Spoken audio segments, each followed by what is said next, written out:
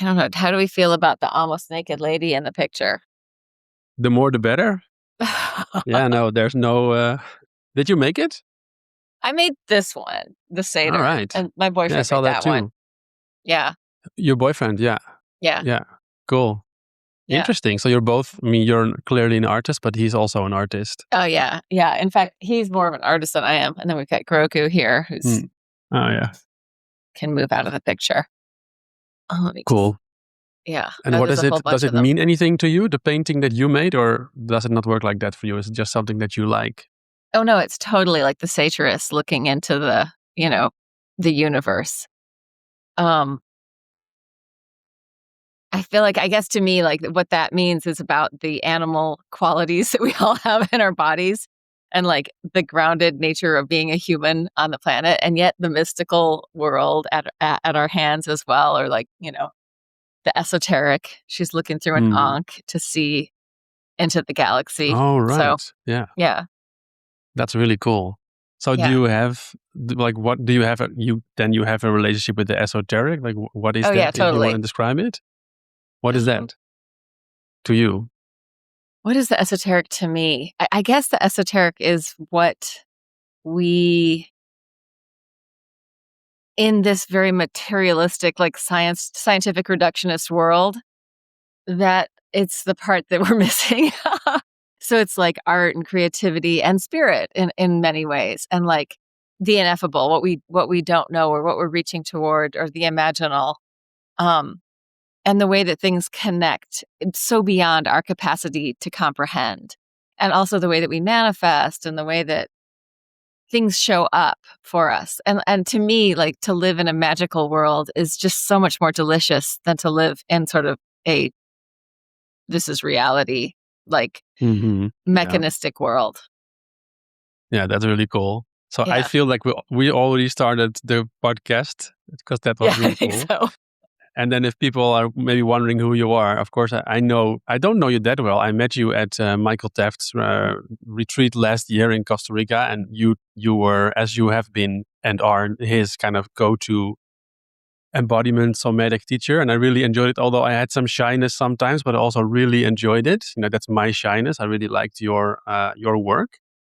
But then I was looking at your website and your stuff, and you're not just a somatic teacher, but you're an artistic director. I can say maybe pole dance instructor, ballet teacher, musician, choreographer, somatic movement educator. That's not even half of it. But how would you describe yourself? I'm a curious person and a maximalist, and I like to do things and I like to move. And so I am a ballet teacher, and I feel like we need some structure and order in to learn, and then we can go off in many other directions. But it's good to have like, I feel like there's a lot of classical practices that can be incredibly beneficial, but they can also be horrible and brutal and traumatic, like especially ballet, but or art. Like, it's good to have some training, and then you have freedom to move away from that. So I have training in many, many different forms, from like really rigidly structured forms to really fluid, flow-based, I want to say awake in the exact moment forms. And I think they all are important and play different roles for us. So I'm not a pole dance instructor. I just do pole for fun. And I started doing pole at 50 to like get stronger hands, and then just fell in love with it because I had an amazing teacher, this woman, Nicole Duquette, she moved out of the Hudson Valley and is now teaching in North Carolina. And she just turned me on to it, like her enthusiasm and her like push to make us like do way more than we ever thought we could do. So I feel like that is important in anyone who's teaching anything, is that you bring people into a world where their world is expanding. And so especially, a more embodied practice. So I feel like that's what I'm definitely a teacher person. I'm also a performer in multiple different ways, and a director of people. Like, I can put together a show, I can facilitate your event, I can show up and bring something to people that they didn't have before. And I think that that's like my biggest passion, is to awaken people just a little bit more to this like miracle of being a human in a body, and like what that can mean. And I'm glad you mentioned the thing about your shyness, because I think that a lot of times especially in teaching, so I'm teaching a lot of movement for meditators courses and movement for meditators on Michael Taft's retreat. And something that I come across is how much trauma people have in their body about moving at all in front of other people. And I've had people like who really wanted to do the class and really wanted to move, but felt so inhibited by being in a room with other people that they wouldn't take the class. And even people I've worked privately with who to awaken to this idea wouldn't come into the room when there's other people in there. So I feel like we have such broken relationships with our bodies. Not everybody, but in general, our society like smashes you as a human in a body. Like, oh, it's supposed to look like this and you shouldn't be doing that and you should do this and this is how it is. So I like to kind of help comb away all of the shoulds and the preconceived assumptions about who you are in a body and how you should be in that body and what's even possible in that body. Yeah. So Yeah. among that, like in the more general weird things that I do, I play in a punk rock band. I still make dances a lot and do a lot of performance with my boyfriend's glam rock band. Like we dance and do very cabaret fun things. But I was a like contemporary ballet dancer and like was doing all my work on point with my company for like the first 15 years of maybe 20 years of that company. But now it's turned into like more fun. And that's the other thing that is like, I would describe myself as somebody who loves play and fun. Like if it's not going to be enjoyable, like there's a lot of anhedonia in the community of the meditators. And it's like, I shouldn't feel good. Oh no, I can't allow myself that. And it's like, well, really? Like, why? Let's wake up to like actually being able to feel good in our bodies. Let's have an experience that is like nourishing and delicious. So So anhedonia, I'm getting that is like something like non-hedonic, like against pleasure or something. Totally. Like, and I feel like it's something that I encounter with a lot of the people who don't want to take my class, or like they get in and they're like, no, this is too uncomfortable. I can't do it. And it's like, well, what if you just imagined that you actually belonged in this space and the space loved you? Like, this is literally something I've had a conversation with somebody about, and they're like, oh, I can't do that. I'm like, okay, And a friend of mine who is, or somebody that I know that I've worked with, he says, it's Mark Walsh from the embodiment world. He says, if you can't be loving and kind to your body, then be friendly towards your body. If you can't be friendly, at least be civil. But I think we have to get way beyond that and become, what is loving kindness? What are these tenets other than first being able to be with yourself and be kind and gracious within your own body? Because if you can't do that, how are you with anybody else? How can you be a person that can interact with other people in a kind and loving manner? Wow, yeah, Jesus, that's a lot. I hope it's okay that I say Jesus, it just came out like that. But one of the things like on that, so one of the things I was reading is that, so I think it's from your website, it says movement, awareness, equanimity, expression, and radical self-acceptance are foundational elements of Laura's somatic work. And so you almost kind of answered it, but my question was, how far does that go? Like, it's one thing to accept the body, then it's one thing maybe to have gratitude for it. And then even, they say sometimes the body is a temple, but is it also something sacred to you? How do you relate to that? Yeah, that's a good question. I think it goes as deep as it has to go, like as deep as anyone can possibly go. Like that's my whole, on the deeper layers of my work, I'm working with people who've worked with me for a while. We're just going in there and spending time. It's almost like we're diving into the ocean and going as deep as we can go and seeing what's there and seeing what we can allow to be there. Like I think a lot of us are trying to pretend that all these parts of ourselves don't exist and like, no, they can't be here. So often I'll say, if you have like the judge and the critic and they're attacking you right now, like they don't have to leave. You can have we need a judge and a critic. We just put them over there on the chair and let them have some quiet time while we see if we can go deeper into our experience. So it might not be the judge and the critic. Like it might be, people have had trauma and abuse and this, like as Bessel van der Kolk, the body keeps the score. And I just read something from a friend of mine who's a Feldenkrais person, Sonia Johansson. And she was talking about like people think like there's all this trauma stored in their hip. And it's like the hip is not storing trauma. Your whole nervous system is storing the trauma. Your brain is storing the trauma, your memory. And the more you replay it, the more you're storing it. Which isn't to say we don't want to honor that too and include that as part of the situation and the bad things that we did and the shitty mistakes we made and the awfulness. This is one reason I really like Michael Taft, is because like his is very much the, well, what if all of this is it? Like it's not somewhere else at another time in a different location. Like every shitty part of you is also part of this whole experience. And can we also love that too? And can we be grateful for that? Like everything that ever happened brought us to this point and continues. And so like, I guess, like, what's the energy that, you know, we're in a weird fucking place in the world, pardon my French, which isn't even French, but it's a language most people speak. But we're in this really weird, twisted, awful place. And it's like, we can get really angry and fearful and like, I'm going to fight it. And it's not that we shouldn't use that. Like sometimes, bring it on. Use it as a galvanizing force to move forward. But if we're living in that place, if that place is living in our bodies, it's very unsustainable. It's really harsh. It's really painful. So it's like, so what I like to do is work with these practices that bring us back in to some kind of coherence in our own body. And coherence just means that the system's working in harmony. Mm-hmm. Your heartbeat, your adrenaline, or not adrenaline, your hormonal system, your endocrine system is working in collaboration with your breath, with your blood flow. So your body's like, oh, we're working together. And sometimes, you know, there's the metaphor of our head, our heart, and our guts. And if we can think of those three places in alignment, then there's nothing, we got it. That's it.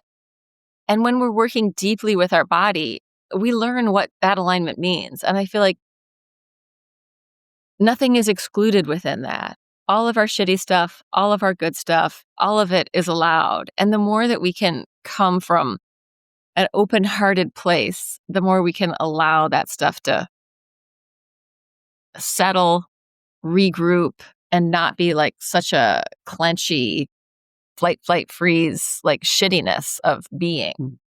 Lots of swearing today. It's one of my specialties. Oh, yeah, I like it. I heard that. Yeah, me too, actually. I swear a lot. But I've heard that people who swear tend to be telling the truth more often. I don't know. But yeah, for me also, this kind of really the radical acceptance of also the shitty parts is mandatory, because I definitely have parts that I would call shitty, which of course, ultimately, you know, you would say they're not shitty. They're just parts you find difficult and therefore you call them shitty. But I really appreciate that perspective. I also do myself some coaching work in the Alethea method, which you probably heard of, I guess. I actually worked, like Michael Scallett offered some like free sessions. Yeah. And so I ended up doing a few sessions with him. Yeah, me too. He's my guy. I work with him. And so I coach people myself, but he is my coach and I really love it. And for me, he's also, by the way, coming on the podcast because he really also embodies this radical acceptance and is really a very helpful reminder. Sometimes you need it from the outside, you know that part is welcome. That part can even be thanked. And for me, that's also a big part of it. Yeah, I sense that you want to say something else. Is it? We'll get there. Mm-hmm. Well, then I want to ask you something else, because we also talked about maybe doing some exercise to maybe also give an example for people to join. Yes. Hopefully. And now the second thought is maybe people are listening, maybe watching, you know, on the train or in the car. Is there anything that you can let us do that can be done even there, maybe? Yes. So that many people can do it? Yeah. I would say most exercises, like if you really want to give them your full self, don't do it while you're driving. At the same time, you know, like I did a whole bunch of breath courses with Tim Vanderfleet, and who's another Dutch guy. And it was always, don't do this while you're driving. So I feel like that's an important one to say. Although sometimes you can do some of them while you're driving. And do you want to do the exercise right now? before Yeah, you come if you're in? up for it, yeah. Totally, totally. I just have Yeah. to get so that you can see my whole body a little bit more. Yeah. I'm kind of squishing into the couch. It's like swallowing me up, squishing down, but I need to get a little lifted. Okay. So we're going to do two things. One is a breath. It's a breath sound, and it's from the work of Emily Conrad. It's continuum work. And that Emily Conrad work is really based on the fact that we are all bodies of water, and that we came out of bodies of water. And so we have this lineage of being water creatures made of water, and that water has a different kind of intelligence that's beyond our thinking minds. And this has been like her work has been just a huge influence on my work. I use it a lot, although I think I use it in a slightly different way. Like if you actually do continuum classes, it's just here's the map, here are the breath sounds, now go in. It's like I feel like it's the most advanced way to get there. And if you haven't gone A, B, C, D, E, it's a pretty good chance you don't want to be at F yet or whatever at continuum. So like it's good once you've done a whole lot of things and you're like, well, what else is there? And then this. But the way that we're going to do it today is a little bit more grounded in an idea from Laban movement analysis, which is another part of my lineage. So I'm a continuum practitioner and I am a Laban movement analyst, which really projected me in this pathway, both of those things.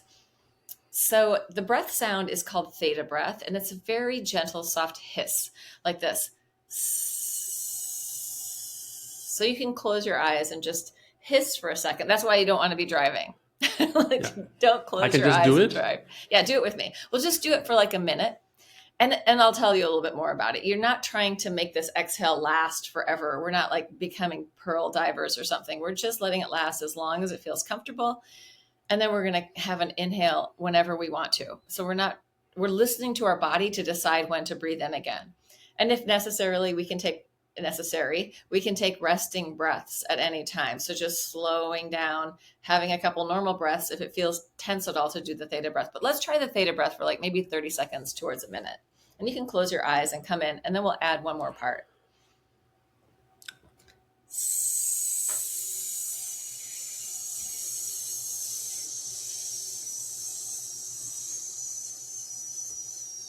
It's very gentle, like you're letting the steam out of a radiator. Real, if you have an old-fashioned house with radiators.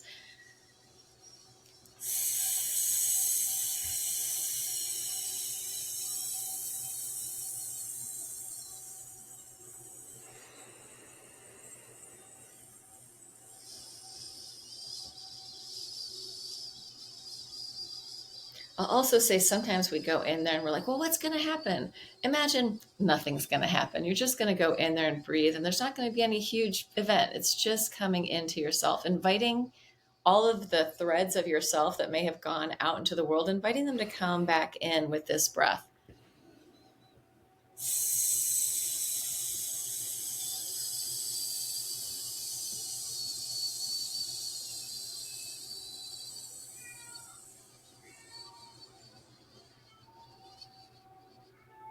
All right. Do you have any questions about that breath or anything you noticed? No questions necessarily, but I just immediately pictured being a snake. Yes. Yeah. Yeah, and I But feel no so that questions. No. okay, but because we are having Enjoyable. that yes, we're having that really soft, gentle snake-like tongue, right? Just easy. So this is a great segue. You're thinking of that because I thought of it immediately too. I was like, oh, this is very much. I have an exercise called the curious snake. So you're going to imagine that you're and the Laban concept that we're going to use is this idea of head tail connection. And we want to think that from your head to your tail and beyond. So, like, we can think whole central channel, if that's something for you, has some freedom and some spaciousness. And we're going to imagine with that theta breath that there's just this free flow moving up the central channel like a curious snake. Like, when you see the snake come out of the snake charmer and the snake is coming out of the basket, it doesn't just go like that. It has this movement. So we're going to invite that curious snake energy to come up. And if the listeners have like any kind of snake phobia. Let it be something different, right? What else could it be? A really bad but funny analogy is those like we have them in America, those sales things, that big blow up doll thing. That think of that. That's not as scary. It's more ridiculous than a snake. But I love the Am I curious supposed to snake. move also? Yes. That's the idea? So you're inviting in micro movement or macro movement to your spine. You're just imagining that the bulb of your brain traveling down your nervous system, routing out through your body, has more space and more freedom. And you're just going to let this movement with the breath come in. So it's like free flow movement, head, tail. You can go forward, backward, side, side, up, down, and combine those. So it's like, I often like to think of it as like effervescence, like in the champagne flue bubbling up. Okay, let's do it for Eyes like another closed? minute. Eyes open or closed. Like if you feel unsafe, not you necessarily, but people, then leave your eyes open. But if you close your eyes, you have such more of an opportunity to come into sensation, right? The visual field, the visual parts of our brain will take over so much brain space. But when we close our eyes, we can bring that into interoception, proprioception, kinesthetic awareness, all the things of us moving in a body. All right, let's do it.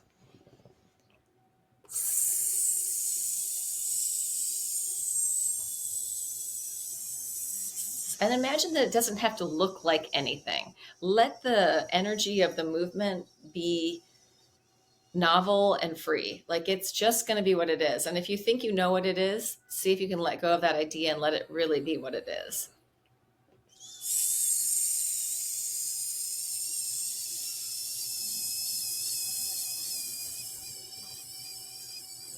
And it might also go down.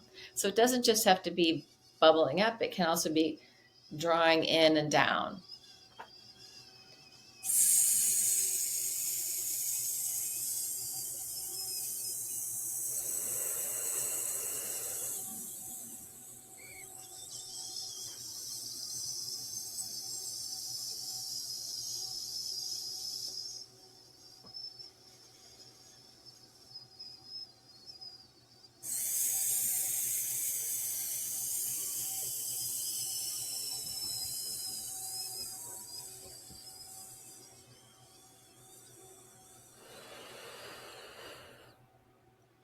If you're a person who plays with the elements at all, you can really think of this being this mixture of all the elements. Like there's the air with the breath, there's the fluid in your body just mobilizing, there's the bone body, the earth part quality, and then there's the fire of your spirit, of manifestation, of creativity, of creation. And you may feel that like one of them is more prevalent in your system. And that's fine. Listen to that. Let's do one more little round.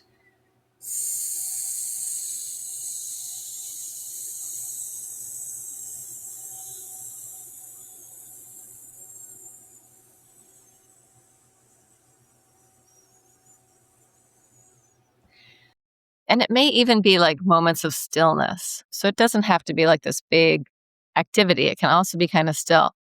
But this brings me to, I will say what I was kind of about to say before. And that is like a lot of people are somatically trained to come into your body, be aware of your body, or there's a lot of methods where we're coming in like the somatic descent, Reggie Ray.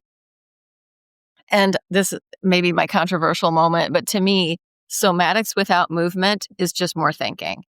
If you aren't coming into some kind of movement to really build those capacities and open up to flow, it's just more thinking about your body. And that's not what most people need. So I feel like it's an impoverished somatics if it doesn't involve motion, which doesn't mean we have to be moving all the time. It just means that we're making those connections through vibrant like movement. Yeah, this is some of the things that you, by the way, this was super nice.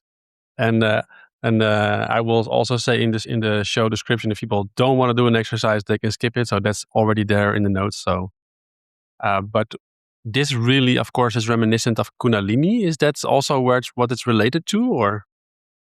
Well, from the systems that I'm coming from, I actually am in a Kundalini Mahayoga tradition. And I do feel like there's a huge amount of overlap in this, but I do not know enough about Kundalini, although there is a great book about it that was Shravana. Some of Michael people are Anya Katzen and Shravana. I can't say her last name without seeing it. Have written a book about Kundalini, which is kind of like an academic and practical book about Kundalini, which I did start reading. So I'm not coming from I'm doing your Kundalini, but if we are working with the central channel, maybe that is what's happening.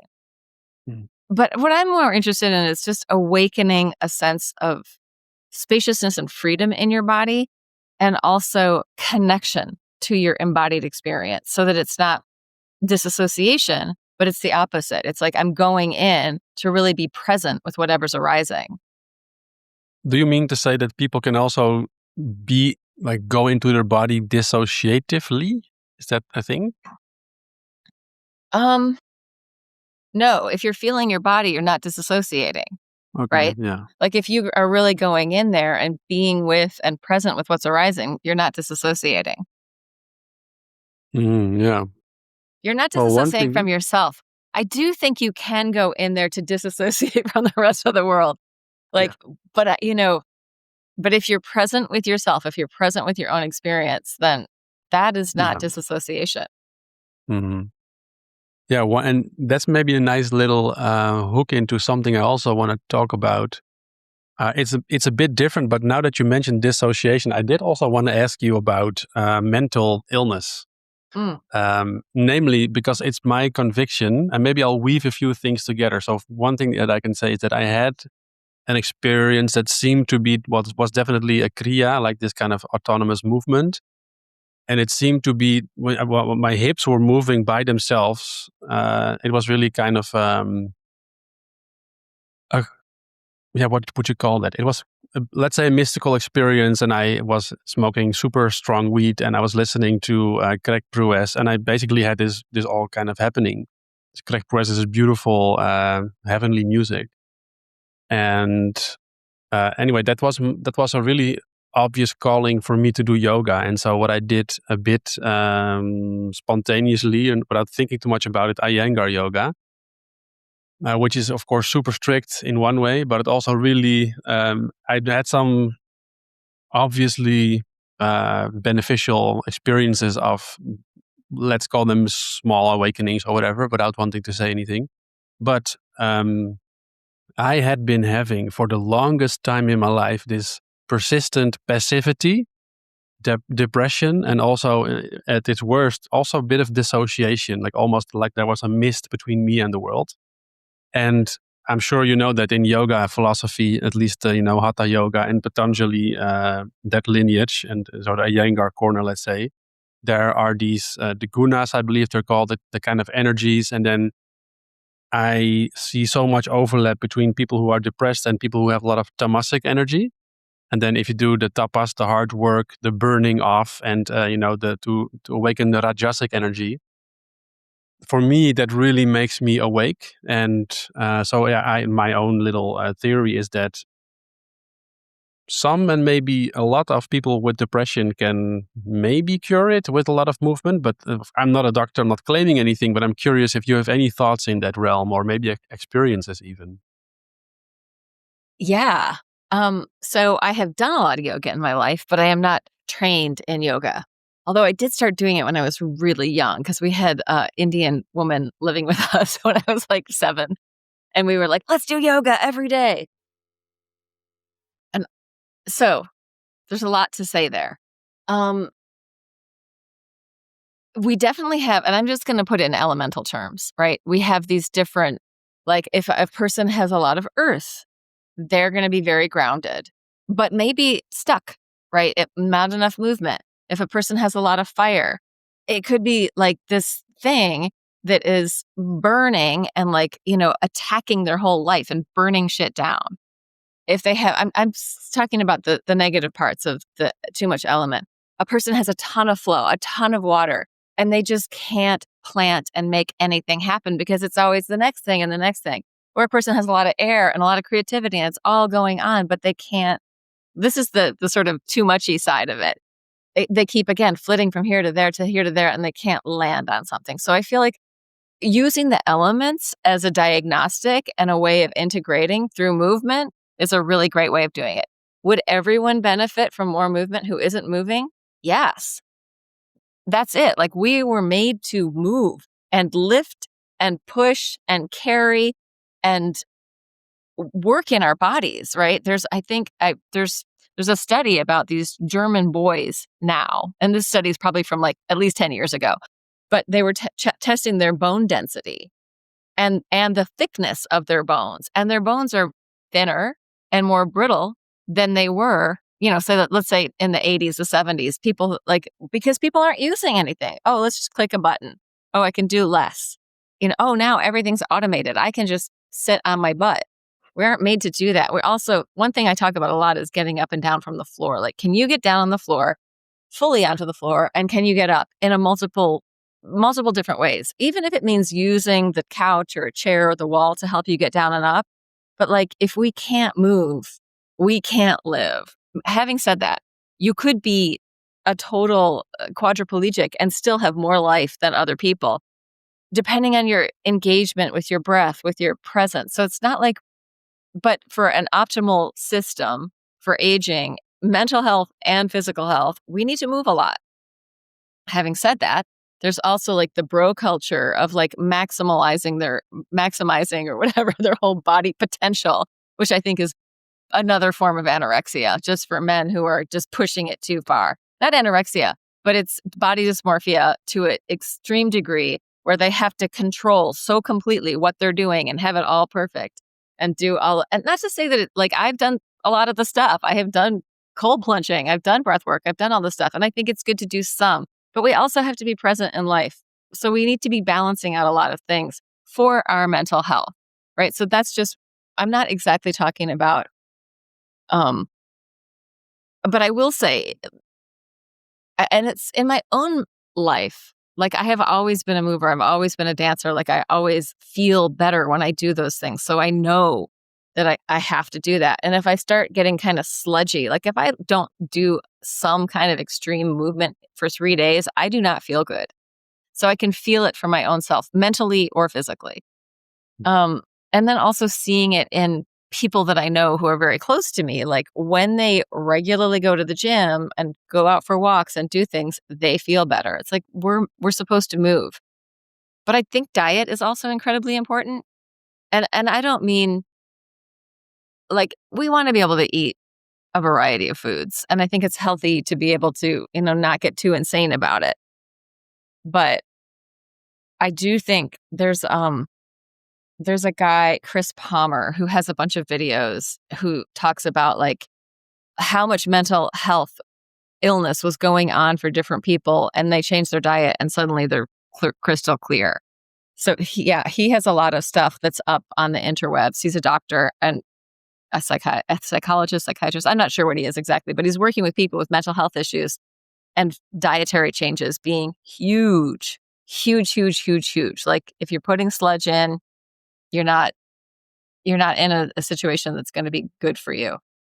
And our world does not support you feeling good about yourself. Like we don't, like, let's look at some images of, and social media, all the things I feel so bad for kids growing up today with what they are looking at in the world. Like they don't have a chance to really be in themselves if they're looking at phones and screens all the time. Like, how do we know who we are when we don't have time to just be with ourselves in quieter places or in activities that don't involve screens and images? Mm-hmm. So kind of answered the question. Yeah, for sure. There's more, I think, or... I mean, I think movement is fundamental. If you're feeling bad, and the other thing is people think that I need to do some kind of exercise that's going to be, I hate to exercise. It's like, well, then you haven't found the right one, because there's going to be something that if you can get out of your own way, but it might be like you said, you were shy about being in the room, and other people, it might be that, you got to work through some blockages that are, imposed upon you by growing up in your family, in the culture. And I talk about having the backpack of like the expectations that you have of yourself and other people have of you, and just take it off. It doesn't have to go anywhere. You can keep it over there, but like take off the backpack of the cultural inhibitions, the familial, the political, all the things, and just see who you are when you don't have that, even if you do it alone in a room. But I do think there are movement practices for everyone that will feel good and feel for fun or interesting or curious. Maybe it's salsa dancing, maybe it's hockey. Oh, that's what I wanted to talk about also, is your hips and that movement that you experience. It's interesting that you go to yoga from that, because yes, and Kriyas, I want to talk about that too. Like, it's so funny. There was a period of time where I was seeing what was happening in the US in a lot of the somatic places. And I was like, wow, this is a very white place. There's a lot of white people here. There's not a lot of colored people here. There's not a lot of, there are now more Asian people and different things. And I talked to one of my teachers about it, Liz Cook, and she's like, they don't need it in the same way. They are dancing and moving their bodies. Their hips aren't all locked up, but this is making huge generalizations, which are sometimes true and sometimes not. But I'm like, oh, it's true. Like Latin culture, most people, it's not a sin to move your hips. It's not a sin to move your spine. It's not a sin. But like, Western European, especially American, coming from a puritanical, not that that's all that's here now. Everything's here now. But it seems that tends to be the dominant push to control everybody's body. So like, well, what if we did let ourselves move? And with Kriyas, what I want to say about Kriyas is, always know that ultimately you can control your body. Because sometimes people work with me and they're like, but I had these Kriyas and I'm going out. And like, no, you're letting that happen. Like you have spent a whole lifetime of controlling your body not to do that. So don't let it hurt you. Not for you in this situation, but other people have said, I can get hurt from my Kriyas. It's like, then don't do it. Let it in, but let it be softer and gentler. And there's a whole, what is his name? David Berceli has this whole like shaking thing, which I think is good to a point. But then for me and my system, it's like, it's good to do it for a minute and I can let my whole body like unwind in that way. But ultimately it becomes something that is just a thing doing a thing. And it's not really answering a question after a while. Like I think for a little while to find that freedom, great. But to just stay there all the time, maybe not the best solution. Mm-hmm. Does that make sense? I'm sure people can read what I just said in 60 different ways, and probably most of them aren't what I meant, but so that is the nature of our experience. Yeah, well, what I'm hearing is that a lot of what I'm getting is you're kind of saying balance, balance, balance. And in that last part of what you said is also, yes, stay in it and monitor. And like if you think, or if something doesn't make sense anymore, don't do it because it was good a year ago or 5 minutes ago. That's what I'm getting. Yeah, stay present to the moment. And at a certain point, like we tend to think that there's an answer and we're going to find it, but there isn't. It's a shifting field of lots of possibilities. There's not one answer ever. And if anyone's telling you they have the answer, in my opinion, they're full of shit. And it's a sales pitch and it's capitalism. It's not, it's funny because you can hear it in like, this is the only Qigong. This is the one. And it's like, no, you're just trying to sell me something. Because there isn't just one. There's so much. And each of us is like a snowflake. We have our own experience where all the experiences have come in, and it's not going to be the same as each other. Like people will hear and take different things from this conversation. And if they listen to it again tomorrow, they'll take in different things. It's like our brains can only take so much. I was choreographing in a play, the Shakespeare 12th Night. And like we had some dance scenes and I was helping stage the actors. And I saw that play so many times. And I'd already seen it a bunch of times before doing it. But and I would still hear things I'd never heard before every time I went through that play. So it's like our capacity to put together reality is very, very minimal and basic. So a lot of, just to come back into the work that I'm doing, a lot of times it's like, if we did the theta breath again, it would be different. Like we have new experiences. We're in a different moment, so it's like each time with this type of work, we're coming in to see, well, what is it right now? What is it right now? What is it right now? Yeah. Yeah, I like that. That's also the way, I think the best way to do a downward facing dog is do it like you've never done it before. Have that curiosity. Exactly. Yeah. I'm getting the vibe, by the way. Yeah, no, please. Yeah, go ahead. I was just going to say, especially if you're doing something repetitive, like let's say you're doing push-ups. Can you be new in each push-up? Can you feel what's fresh in each push-up? Like you can make your, total gym workout super somatic by just staying really present to sensation of everything that's going on in each moment. All right, that's it. Yeah. Yeah, I find that if you're able to do that, then you are basically enlightened, right? Being in the moment, every single moment. Well, that's it, right? Yeah. Yeah, it's like waking up to experience in your body, not having to run from it or shun it or like deny it and be like, oh, like this is what I say all the time. Oh, that's what's happening. Like, oh my God, look at this. Isn't it amazing? Or isn't it awful? Or, oh my God. But it's like, I don't feel the need to run in and fix everything anymore. Like if it makes sense and if it's skillful to help someone, yes, maybe. But like I grew up in a family that was very proactively trying to help everyone all the time. And it's like, oh my God, to back off and not be the fixer for everyone's problem is a huge relief. But also it allows me to be really present that I don't need to fix your problem, but I'm present with you to work through it in whatever way you need to, Yeah. Anyway, you said we were heading towards something that... Were we heading towards something? I thought so. But then I detoured. Well, but I think the best podcast is just one big detour after another. And I just wanted to say as kind of a wink that the experience of listening to you is like listening to an embodied female Terence McKenna. Just this beautiful flow, but then embodied. So I really enjoy that. And we mentioned a little bit enlightenment and awakening, by the way, my cat was also meowing. Maybe I'll let him in soon as well. Oh yeah, if you need to do it. This is Lord Gaylord. Lord Gaylord. That's a big old cat. He is, and there's another bigger one, but he's probably upstairs, squeaky deaky. All right. Yeah. Anyway. My cat is big, but that one might steal the cake? Is that the expression? Yeah, take the cake. Take the cake, yeah. Yeah. Yeah, but so one of the things that I really believe in is, have you heard of Nisargadatta, the Indian sage? Yes. Yeah. I am that, right? Yes, and that's one of the books I read, one of the few books I've been able to read in the last few years, and it was profoundly moving. And he keeps on insisting on the major task of humanity, typically Western humans, is to disidentify from the body. And I'm curious if you resonate with that, and if so, how, and if not, why? Well, let's talk about that for a second, because so when was Nisargadatta around exactly? Do you know, like roughly? I think he died in 81, last century. Okay. So he was still around and I know there's like, I've heard a lot of that book, but read by someone else. Because I think the book is just text, is like written down talks that he gave. Yeah. I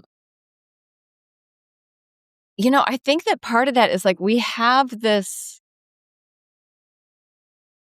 Well, first I'm going to say this. He was living in a very different time, right, than what we're living in right now. But I also think a lot of the religions are really interested in pulling away from our embodied experience. And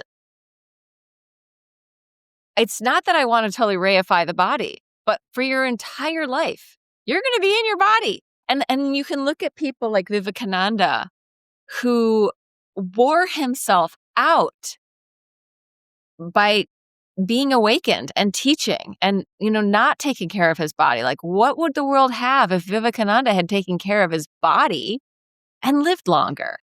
So that he, at the same time, sometimes when somebody is endowed with so much, they're going to burn through fast, right? He didn't need to be here. So, but at the same time, maybe we needed him. Maybe we needed more, So I do think that for me, it's when I go, great, then I'll find out what that is. But while I'm here in this body, I'm going to be here in this body.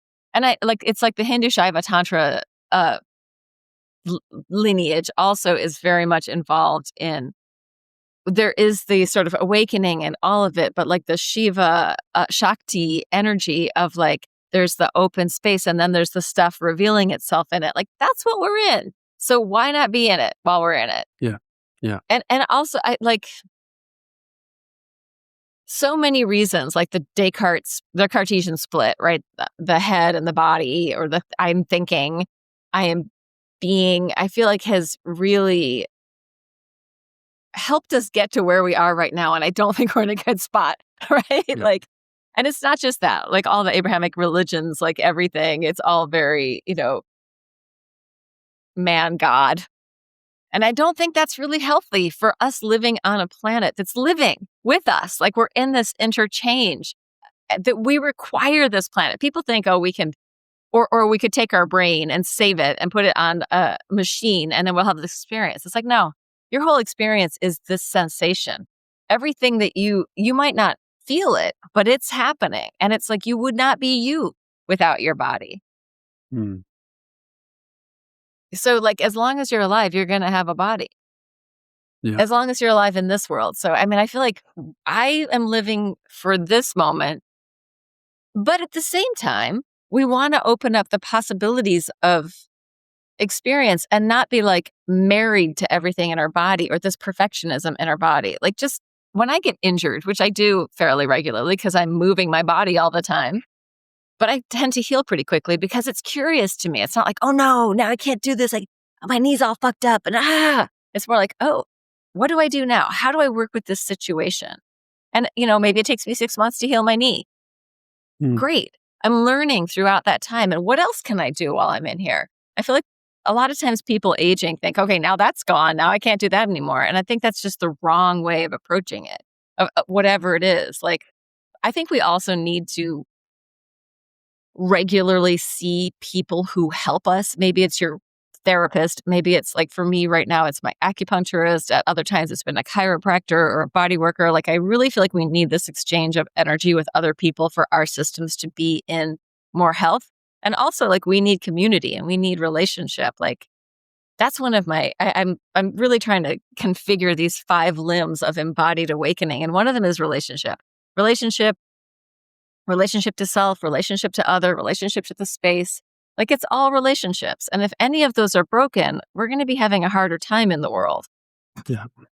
And then also there's like the types of flow. Like we could be in like a very free flow or a very contained, constricted, bound flow. Both of them are valuable at different times. But what is our relationship to flow? The flow of breath, the flow of our fluids, the flow of life. Like, are we fighting it? Do we feel like there's flow or are we resistant? So that's another. And there's many different ways that we can talk about or think about flow. And then we have expression. Like, are we expressing ourselves? And this is like a lot of the practices that we may have might be missing the part where you actually say something, where you share your voice or your movement or something about yourself. Like, I feel like that's something that we're missing a lot. And like, you might go to, let's say, 5 Rhythms or a contact improv class or anything, whatever it is. But, it's there in some things, like it'll be there in martial arts, like, you're letting sound out. Like, I feel like a lot of people are really blocked in their throats because they don't have this opportunity to express. And it doesn't mean I have to say all of my little things. It just means I need to let the sound out. I need to have this vibration, this vibrational sharing that sort of awakens the world. Mm. And then space is a big one. So I'm still going through my 5 limbs. Space, the space around us. Space, expression, body, flow. There's one more, which I always forget one because it's important to be imperfect. Yes. I have no idea. So can you list them again, the 4 that you know? Space, Yeah, flow, and I have it written down. Let me just look at my, Yeah. space, flow, expression, relationship, and body. That's the 5th one. So body is all the things like going to the gym, taking a dance class, anything where or my hand, these exercises that I do, the stuff that's happening on this body level. Hmm. Yeah. So, and I And feel what like is flow? flow is like, So flow is like the flow of my breath coming and going, right? The flow of the air. Air is considered a fluid because it flows. It's not a liquid, it's a fluid. Like there is a fluid airflow moving, right? It's around all of us. We're all participating with the airflow in our life. We're all breathing the same air. So there's that kind of flow. There's water flow, and there's many types of water flow. Like there can be, and also we can think of turbulent, like this free flow, uncontrollable, or laminar, where it's more specific. So laminar flow, it's like these are words that are used in like flying, like airplane dynamics, like turbulence or laminar flow. Like when the thing's moving easily, the airplane is flying through laminar flow. When there's some stuff going on, you get the turbulence. But those are types of flow. And then in the Laban work, we talk about like a bunch of different flows. One of the flow is shape flow. And so like shape flow is kind of like what's happening in your body on this like self-regulatory subconscious level. Like when we were doing or a conscious level, when we were doing the theta breath and we were bringing in that head-tail connection, we're bringing in this shape flow, this internal shaping of the body to adjust and do whatever it's doing. So that's a kind of flow. And then there's I feel like water and air are the best elemental flows, but there still could be earthy flow, which is much more specific, organized, structured. Like let's say I'm doing a ballet class or even a yoga class. It could be much more of an earthy flow than a water flow or an air flow. Or maybe it's a combo of all of these things. So these are just ways of thinking. Like all of this, everything that we talk about is simply a concept that helps us in some way engage with being. Yeah, so flow, if I'm getting it, it's kind of the attunement to the movement, and then you can have different kinds of movements that you can attune to, and it's basically a calibration with reality or something like that. Totally. That's really well said. Yeah. And also it's continual. Like there is the flow of being. You're in it. You don't have a choice. As long as you're here present, and even if you're disassociated, you're still in the flow of being, right? So there's like different ways of relating to this idea of flow. But basically it's ongoingness. It's something that is continuous. Something that I'm very proudly, some saying came to me, which is, but it's cool. It's the flow that can be interrupted is not the flow. Yeah, exactly. The Tao that can be spoken of is not the Tao. Yes. There's a book that starts, the first line is like, the Tao that can be written about is not the Tao. But I'm writing a book. Like it just cracks me up. And then there's a second book by the same guy. And it's like, are we just stupid? Because it can't be written about. It can't be spoken about. But the Tao is like, if there's a religion that I think is really it, that's the one. I mean, I have all my other bits and pieces, but I'm a maximalist. So, but the Tao, like the flow, the ongoingness, wu wei, do nothing, accomplish everything.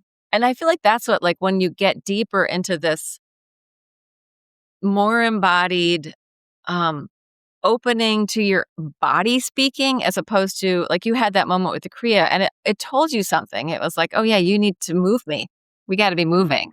And it shifted things for you. But if we learn, like there's tremendous wisdom in our bodies, if we can open up to it, if we can learn to listen. And sometimes it's like that little voice that says, go this way, don't go that way. And it's like, oh, you're just taking in the environment. Like it's a shamanistic thing. And this comes back to like the esoteric magical idea. And I can guarantee you, when you listen to that voice, things go better. When you don't, shit hits the fan. Yeah, definitely. And has shit ever hit the fan in your life that we can talk about? Or maybe the opposite example?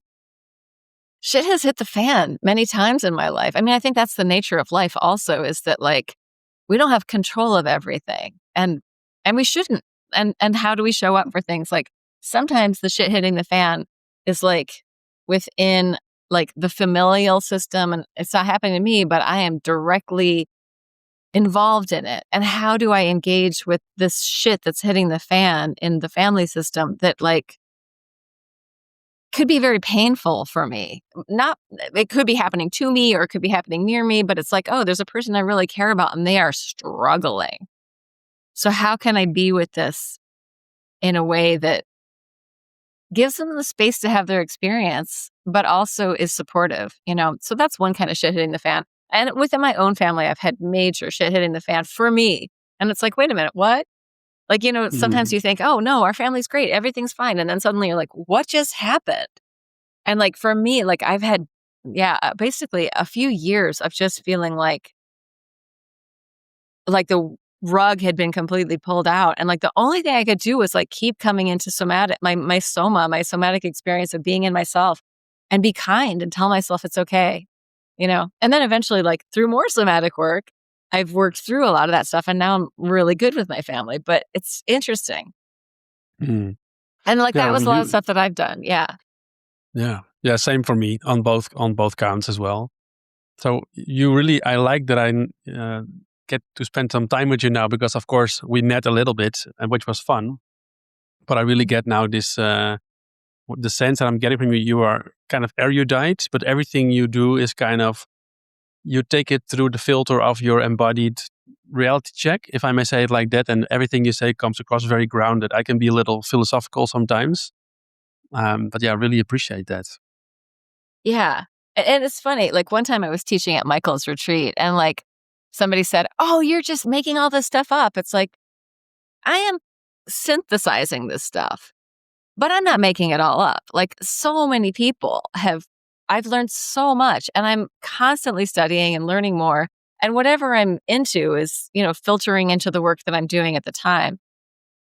So, yeah, I feel very strongly grounded in many systems that I can draw from in a way that maybe most people wouldn't draw from them, and offer something that's sort of unique. But that's because we're so divorced from our bodies. Like in another culture, people are like, yeah, what's the big deal? Yeah, I'm in my body. Like, but in ours, we need it. Mm. Yeah. Yeah. So, well, one question that I have, and by the way, I feel that we could probably talk for 5 hours, and Yeah, that would be totally. very rich.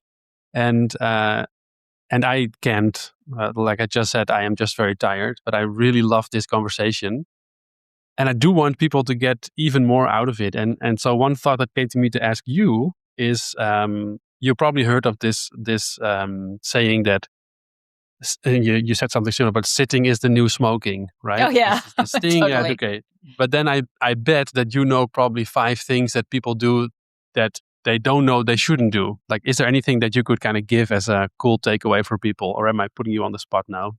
Well, I feel like there are things that we underestimate the value of, and that may be recuperative. So in the Laban work, there's this major theme called exertion recuperation, and like a recuperation, like you might be alone too much, so the recuperation might be go out and be with people. Like, so that's one of the things. I think community and like resources. I think especially like my family was very much like divide and conquer. If we went grocery shopping, you go get that, you go that, you do this. And like, but there's something to be said for doing things together with other people. And some like the Asian cultures are better at this, different, or even the Latin American, like they tend to be more cohesive as groups. Maybe that's not entirely true. I don't know. But I feel like the be with people. People are not that it's everything, but it's very important. Like we're not here alone. And if you think that like we're much more connected than we understand, that's all. Like, yeah, I'll say about that. But like it is important. Our relationships are important to other people and to be in community. And if you don't have communities that you feel uh resonant with, find different ones, because we're in a world where you can find anything, even if it means you're in a Zoom room online with people. Not as good as being in person, but like I think what we've lost a lot is that most people don't go to church. And like, I'm not going to go to church, but like going to ballet class is going to church. Going to, see a concert could be going to church. Like find what brings you into resonance with other humans in a way that's good for your system. So I feel like that's one of the really important things. Like we're very isolated and lonely, most people. Um, And I just think there's no reason for that. You can find somebody who is interested in what you're interested in. Hopefully good things, because there's certainly a lot of darkness where people have found really shitty things. So look on the bright side, look for the things that are good. And then I feel like sleep, like these are just basic things. Like we were talking about that. You need to sleep. Your body heals in sleep. Your brain gets to process things. But also like some kind of introspective practice. It could be a somatic practice. It could be meditation. Something where you have to be, it could be going and sitting in a boat on a pond, fishing, whatever, something where you have to be with yourself without a lot of distraction. Like, I feel like these are the most important things. Retraining your memory. Like, I started doing, there was Anthony Mativier who does all this brain training stuff and memory palace stuff. And I really got into listening to him for a while. And so I started memorizing stuff. Like, I started memorizing some Sanskrit things, memorizing some English poems in English, and memorize something you think is beautiful. So it's like, it's fun to do. See, that light is just coming in on my camera. Let me pull it this way. Oh, you like it? You put it back. Nice. Ah, it's the angel light. Anyway. So I feel like those are things like I think people need to reconsider what resources are, and not like what your own personal natural resources are. They're your breath. It might be taking a shower, like or a bath, or going swimming. Something where your body is interacting with its environment, or taking a nap. So I feel like these types of resources are being with people that are inspiring or interesting. Yeah, eating good food, like really basic stuff. Yeah. There's one thing that I want to say, because tomorrow I'm actually doing another interview with somebody who has led ayahuasca ceremonies for big groups for the last 20 plus years or something.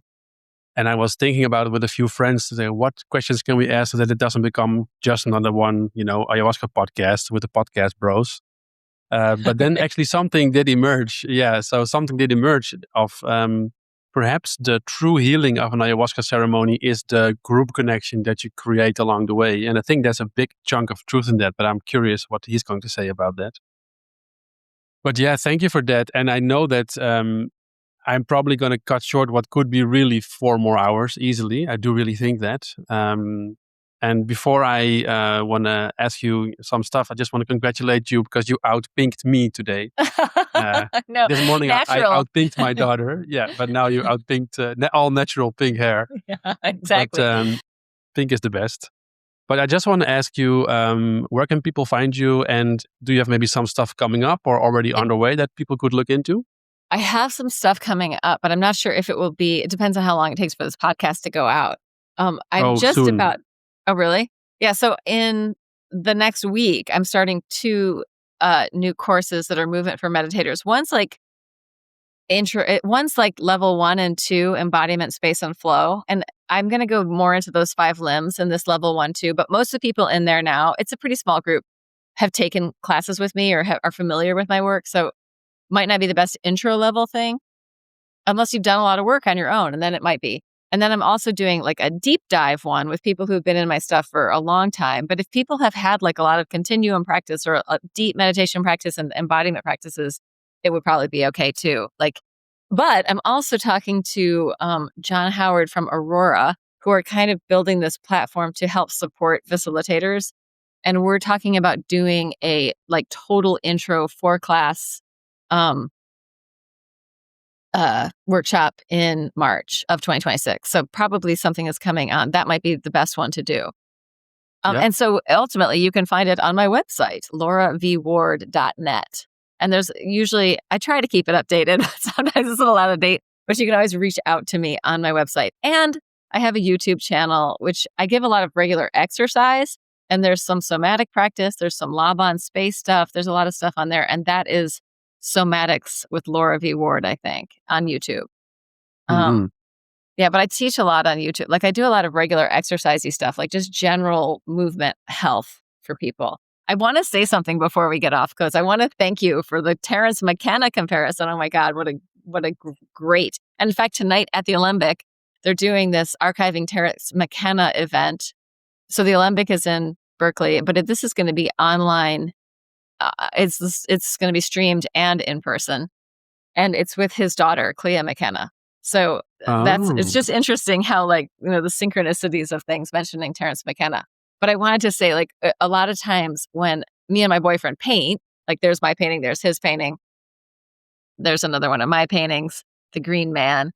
We listen to Terence McKenna or Alan Watts. So it's like how you kind of steep and stew in these different people and the way that they think. And it's like, and I guess all my life has been like that. Like even Michael Taft and I, we used to give each other books. And it's like Aleister Crowley and Robert Anton Wilson. And then later on, Michael interviewed Robert Anton Wilson. I was like, oh my God, talk about reality coming into itself when he was working for Sounds True. So it's really, these worlds tie in.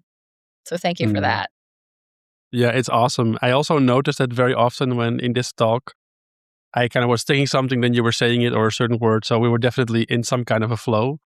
Telepathy is real, people. It's already proven. But yeah, it was super, super fun. And I think we can do it again sometime if you're open to it. And I just want to give you the last word. Anything that you want to give as a going away message? Yeah, I think the going away message is pay close attention to your inner dialogue. If you're beating yourself up, you got to stop that. It's got to end. Like you can't go forward in a healthy way if you're attacking yourself. That's it. Like find a way to notice your internal talk and start to be kind. Treat yourself like a kitten or a little puppy or something that you love. Mm. That's it.